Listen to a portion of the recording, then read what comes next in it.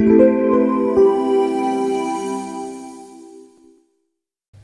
تیسرے سوال کی طرف بڑھتا ہوں میں.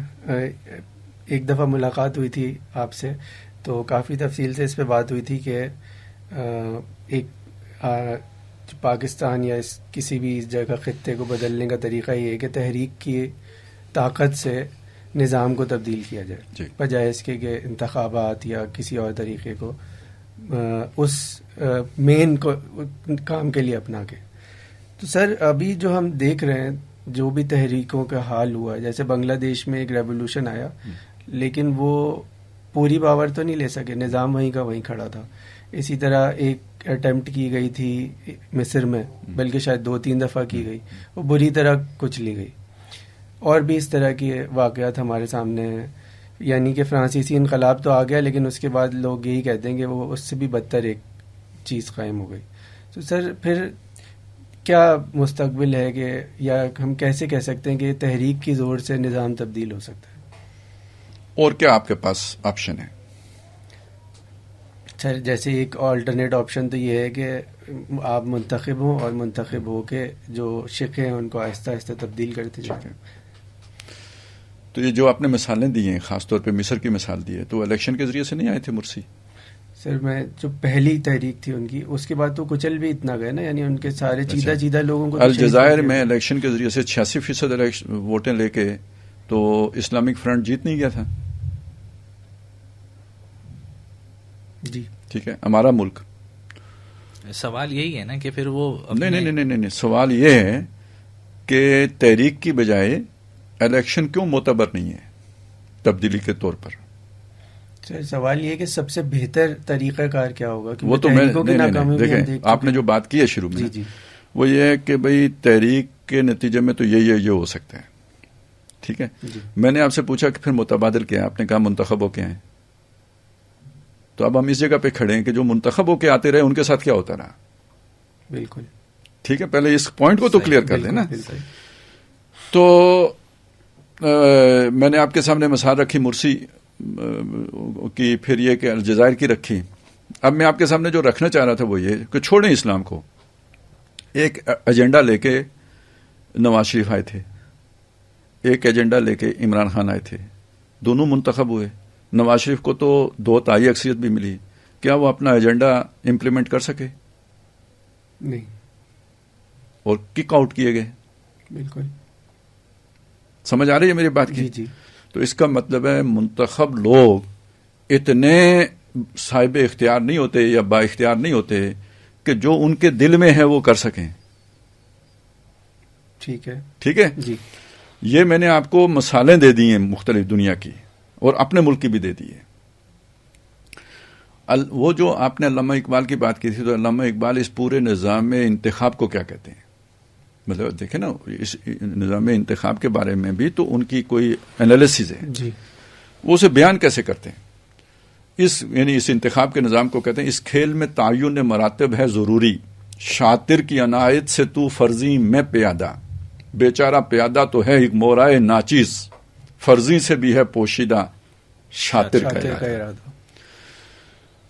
پورا تصور اقبال کا یہ ہے کہ یہ جو الیکشن ہوتے ہیں نا، ان کے پیچھے لابیاں ہوتی ہیں جو رائے عامہ بناتی ہیں. یہ عام آدمی رائے عامہ خود نہیں بنا سکتا. رائے عامہ بنانے والے بہت سٹرانگ لابیز ہوتی ہیں. ان لابیز کے کنیکشنز ہوتے ہیں، وہ آپ کو آپ کے حق میں رائے عامہ ہموار کرتے ہیں تو آپ جیتتے ہیں، اس کے بغیر آپ نہیں جیت سکتے. ٹھیک ہو گیا؟ تو جب وہ رائے بناتے ہیں تو پھر اس کا مطلب یہ ہے کہ ان کا اپنا کوئی ایجنڈا اور ہوتا ہے، تب آپ کے حق میں رائے بنا رہے ہیں. تو آپ نے وہ ایجنڈا تب تک فلفل کرتے رہتے ہیں، آپ چلتے رہتے ہیں. نہیں تو آپ کا کوئی نہ کوئی اسکینڈل آ جاتا ہے، کوئی نہ کوئی تحریک اور کھڑی ہو جاتی ہے، کوئی لندن پلان بن جاتا ہے، کوئی کینیڈا پلان بنا جاتا ہے، کچھ نہ کچھ ہو جاتا ہے. بالکل ٹھیک ہے، پھر آپ نہیں چل سکتے. کوئی تحریک عدم اعتماد آ جاتی ہے، آپ نہیں چل سکتے، آپ کو چلنے دیا ہی نہیں. یہ فرضی سے بھی ہے پوشیدہ شاطر کا ارادہ. بالکل ٹھیک ہو گیا. اب گلوبل ولیج میں آپ رہتے ہیں، یہ اقبال کے دور کی بات تھی. اب آپ گلوبل ولیج میں رہتے ہیں تو اب جو شاطر ہے وہ انٹرنیشنلائزڈ ہو گیا ہے. اب دنیا میں کسی جگہ پہ بھی شاطر کی مرضی کے بغیر تبدیلی نہیں آ سکتی. صحیح. ٹھیک ہو گیا. یہ دنیا ہے جس میں آپ رہ رہے ہیں. تو انتخاب والی بات کو تو آپ ذہن سے نکال دیں. سر یہاں میں اگر ایک بات آپ اجازت دیں. سر ہم نے مثال لی نواز شریف کی یا عمران خان کی، تو سر یہ دراصل منتخب تو ویسے بھی نہیں ہوئے نا، یہ تو ایک ماحول بنا کے. آلٹرنیٹ یہ ہے کہ گراس روٹ سے اس شعور کو پھیلا کر دراصل لوگوں کا ووٹ لیا جائے. تو وہ تو ابھی ہمارے سامنے کوئی ایسا ماڈل ہے نہیں کہ جس کو ہم کمپیئر کر سکیں. اس سے جب تک وہ آپ کو واضح اکثریت حاصل ہونے کی امید نہ ہو جائے تب تک کیا کریں گے؟ الیکشن میں حصہ لیں گے یا نہیں لیں گے؟ لیں گے حصہ. لیں گے نا؟ لیں گے. ہاں، تو الیکشن میں حصہ لیں گے تو الیکشن کے جو ڈائنامکس ہیں اس کے مطابق لیں گے یا اپنے اصولوں کے مطابق لیں گے؟ دونوں چیزیں ہیں، ڈائنامکس کا بھی آپ کو خیال رکھنا ہوگا. اس تو طرح پھر نہیں. اگر دونوں ٹکرا جائیں تو کس کو اہمیت دیں گے؟ میرے خیال میں ہمیں وقت اور حالات کے حساب سے فیصلہ کر لیں گے نا. تو جب آپ کر لیں گے تو آپ نے اپنے آپ کو رفتہ جس انقلاب کے لیے آپ نے تیار ہونا تھا اس کی بجائے آپ جو ایگزسٹنگ سسٹم ہے اپنے آپ کو اس میں ڈال لیں گے. تو جب آپ کی کامیابی کا نمبر آئے گا 50 سال کے بعد فرض کریں، تو تب تک آپ خیر سے باشعور شہری بن چکے ہوں گے، پروڈکٹیو شہری بن چکے ہوں گے. لیکن اس میں خالد صاحب ایک بات یہ بھی تو ہے نا کہ آپ اس میں ترکی کے ماڈل کے بھی تو سامنے رکھیں.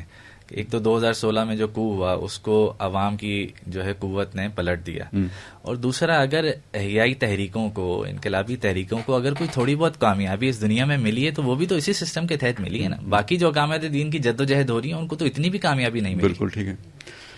اچھا، پہلی بات یہ ہے کہ دیکھیں الیکشن کے ذریعے سے طیب اردگان صاحب بن گئے صدر، بعد میں پتہ نہیں صدر بنے، اب کیا بنے گئے؟ صدر پہلے کیا وزیر اعظم تھے؟ پہلے وزیر اعظم. کئی چیزیں بنے ہیں، میئر بنے تھے. ٹھیک ہے، نہیں وہ جو سب سے بلند آئینی عہدہ ہے نا اس تک وہ پہنچے، لیکن اس کا پہلے نام جو شاید وزیر اعظم تھا، بعد میں صدر بنے، یہ سب کچھ ہوا، وہاں تک پہنچ گئے. تبدیلی کیا لے کے آئے؟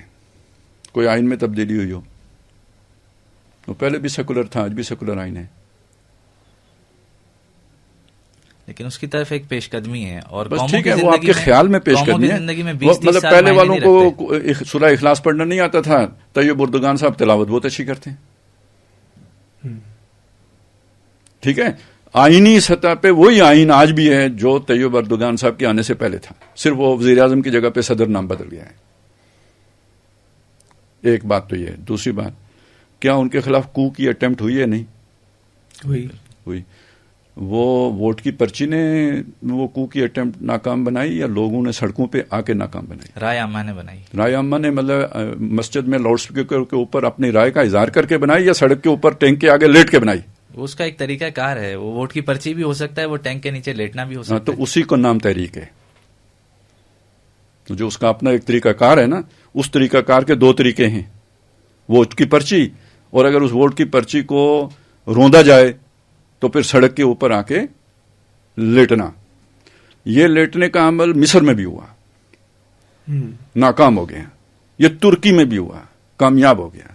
تو اس کا مطلب اس کے کوئی پری ریکویزٹس ہیں، جہاں پورے کیے جائیں وہاں کامیاب ہوتا ہے، جہاں نہ پورے کیے جائیں وہاں ناکام ہوتا ہے. اور اس کا دوسرا مطلب یہ ہے کہ الیکشن کا جو تبدیلی ہے اس میں کوئی استحکام نہیں ہے جب تک آپ کے ساتھ اسٹیٹ پاور نہیں ہے. بالکل. یہ مصر اور ترکی کی مثالوں سے یہ بات ثابت ہے. اگر آپ کے پیچھے اسٹریٹ پاور نہیں ہے، تحریک کی طاقت نہیں ہے، تو محض یہ جو پرچی ہے یہ آپ کے اقتدار میں رہنے کا صحیح، بالکل صحیح، ٹھیک ہو گیا. تو اس کا مطلب یہ ہے کہ وہ جو بھی پارٹی ہے وہ محض جمہوری پارٹی نہیں ہے، وہ ایک ریولوشنری پارٹی بھی ہے. وہ رائے عامہ ہی ہموار کرنی نہیں ہے کہ جس کے نتیجے میں صرف ووٹ دینا مقصود ہو، وہ ذہن سازی بھی ہے جس کے نتیجے میں جان دینی بھی جو پیش نظر ہو. صحیح. یہ وہ چیز ہے. اور وہ جو بات آپ کہہ رہے ہیں نا، دیکھیں الیکشن کو آپ رکھیں گے کس جگہ پہ؟ جو آپ نے اجتہاد کرنا ہے نا، کسی پہ قیاس کر کے کرنا ہے نا. سیرت سنت کے کسی بات کے پر قیاس کر کے آپ نے اجتہاد کرنا ہے. آپ نے بھینس کو جو ہے نا وہ حلال کیا تو گائے پہ رکھ کے حلال کیا نا، کہ گائے حلال ہے تو بھینس گائے جیسی ہے تو لہذا بھینس بھی حلال ہے. ٹھیک ہے. اب سیرت میں جو ہم جب دیکھتے ہیں تبدیلی کا طریقہ کار، تو ایک نظریہ ہے توحید کا، اس میں تو کوئی تبدیلی نہیں ہے نا، صرف اس کے ابلاغ کے پہلو پہ ہو سکتا ہے، طریقوں میں ہو سکتا ہے، لیکن بنیاد وہی توحید رہے گا. ٹھیک ہو گیا، اتفاق ہو گیا. دعوت وہاں ہے تو دعوت یہاں بھی ہوگی. وہ دعوت کے طریقے مختلف ہوں گے لیکن دعوت اسی توحید کی ہوگی. دعوت، تبلیغ، یہ سارا پروپیگیشن کہہ لیں. ٹھیک ہے، اپنے نظریے کو پھیلانا کہہ لیں. یہ ایک چیز ہو گئی. نظریہ پھیلانے کے نتیجے میں ریزسٹنس آتی ہے، تشدد بھی ہوتا ہے، پرسیکیوشن بھی ہوتی ہے، گالی گلوچ بھی ہوتی ہے. یہ سارا کچھ ہے. اس پہ کیا کیا؟ صبر کیا. آج بھی صبر کرنا ہوگا. 2 باتیں ہو گئیں. تیسری بات ہے تربیت، کہ جو لوگ آپ کے ساتھ شامل ہو گئے، کوئی دار ارکم ہوگا، کچھ ہوگا، تو آج اسی کی طرف کے تربیتی ادارے ہوں گے.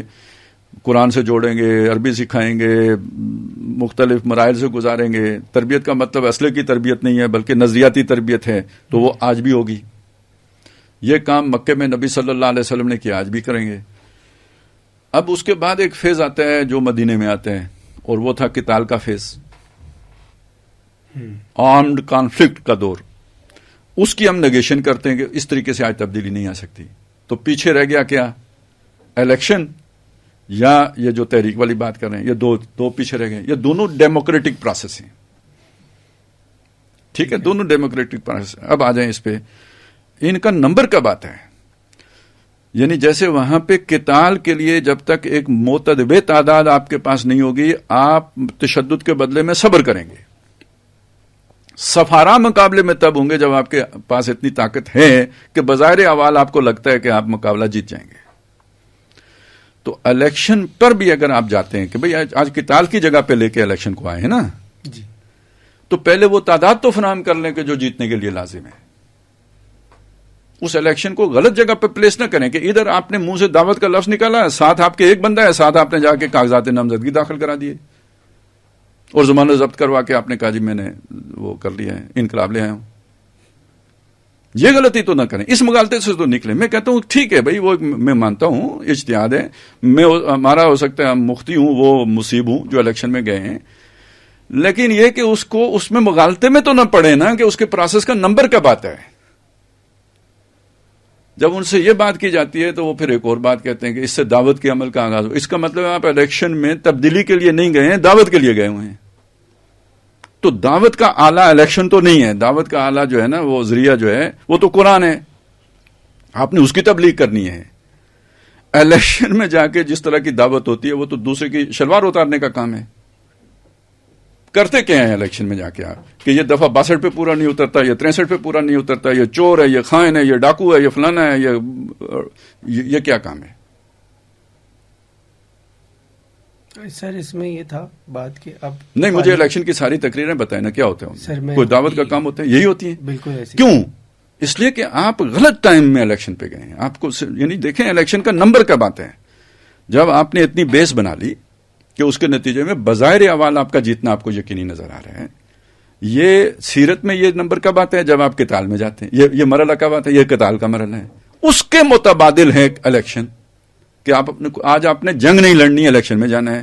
تو کم از کم بیس تو بنا لیں نا، دعوت سے، تبلیغ سے، تربیت سے بیس بنائیں کہ آپ آئیں ایک ہی دفعہ جیت جائیں. سر جب یہ بیس بن جائے آپ الیکشن میں جائیں، بالکل ٹھیک بات ہے. میں اس کی نفی نہیں کروں گا، صرف میں اس قیاس کی حمایت نہیں کروں گا.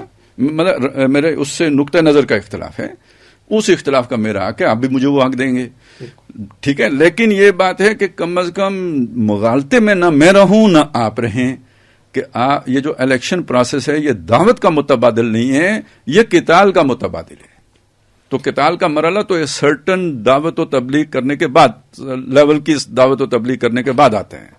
اتنی کر لیں پہلے، اتنی رائے عامہ ہموار کر لیں پہلے، اتنی پبلک اپنے ساتھ ملا لیں کہ یہ لگے کہ جناب آپ ایک ہی اللہ میں جیت جائیں گے. سر اس پہ صرف میں ایک بات یوں عرض کرنا چاہوں گا کہ آپ کہہ رہے ہیں کہ الیکشن قتال کا متبادل ہے.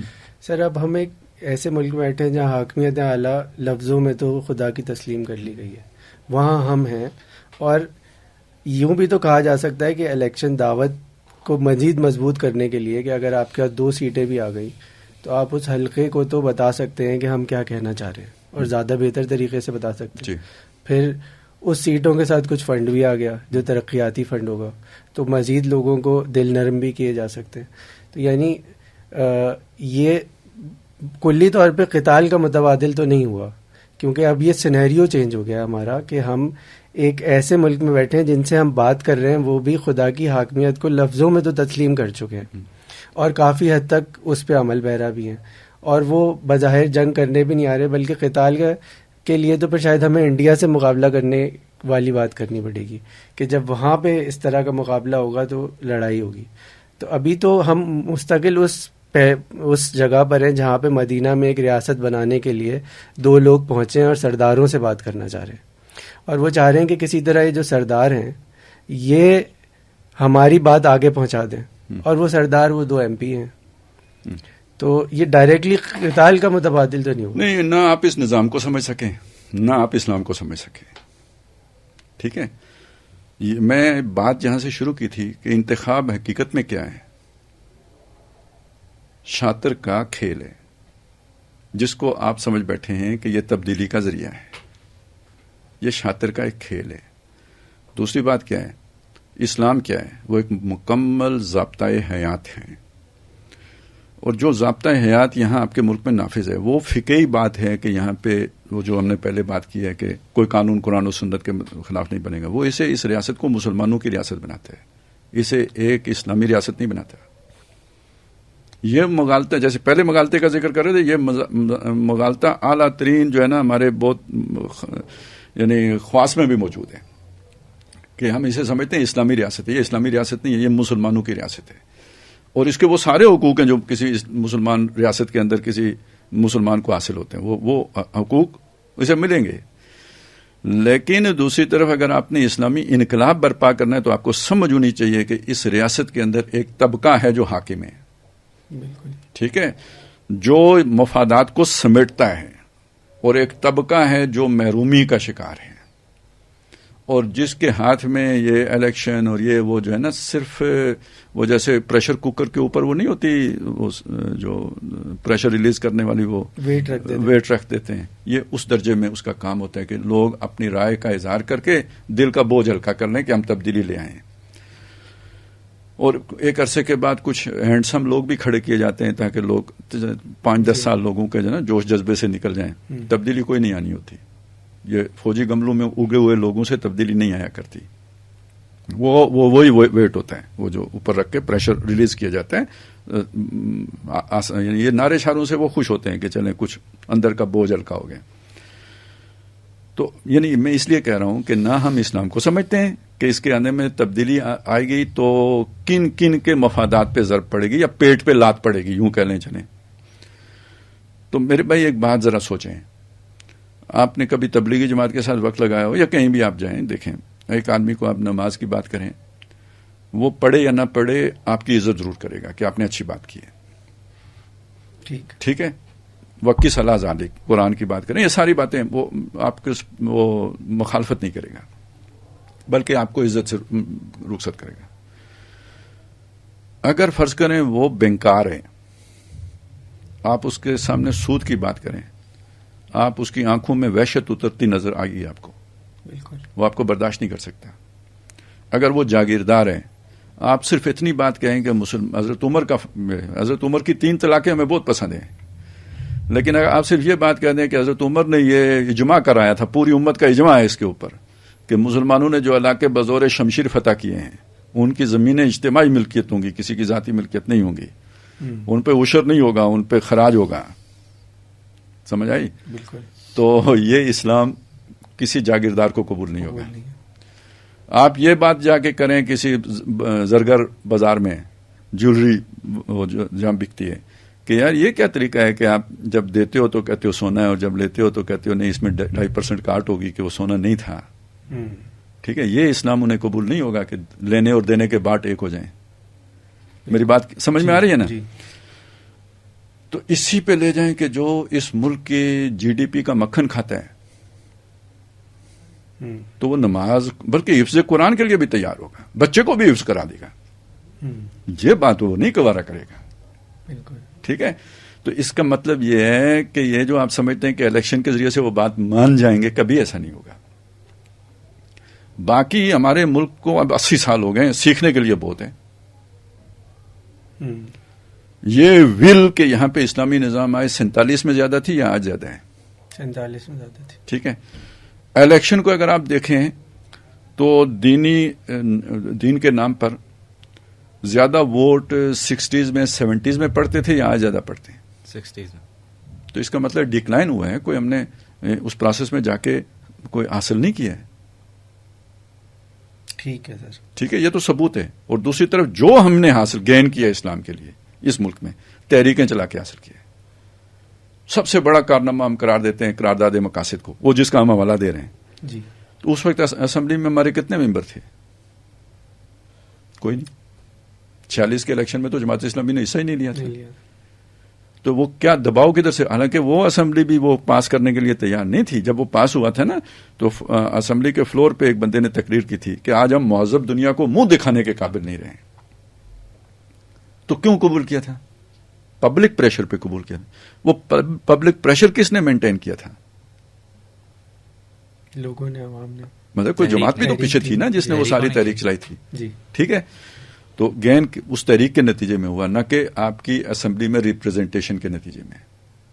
دوسرا جو بڑا گین اس ملک میں بہت مشکل جسے آج بھی دنیا ہضم نہیں کر رہی, وہ پہلی بات بھی ہضم نہیں ہوتی لیکن وہ دوسری بات بھی نہیں ہضم ہو رہی تھی اور نہیں ہو رہی ہے, وہ ہے ایک اپنے میں سے ایک کمیونٹی کو کافر قرار دینا, اسٹیٹ لیول پہ کافر قرار دینا.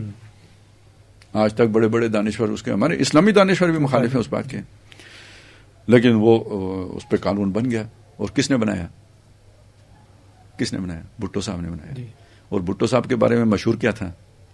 سب سے بڑا بے دین. تو کس پر بنیاد پہ بنایا؟ Public pressure. اس معاملے میں تمام دینی جماعتیں متحد بھی ہو گئی. ایک اور بات بھی سامنے آئی, الیکشن کے نتیجے میں دینی جماعتیں میں پھوٹ پڑتی ہے, میرا ممبر تیرا ممبر, اور تحریک کے معاملے میں دینی جماعتیں ایک بھی ہو جاتی ہیں.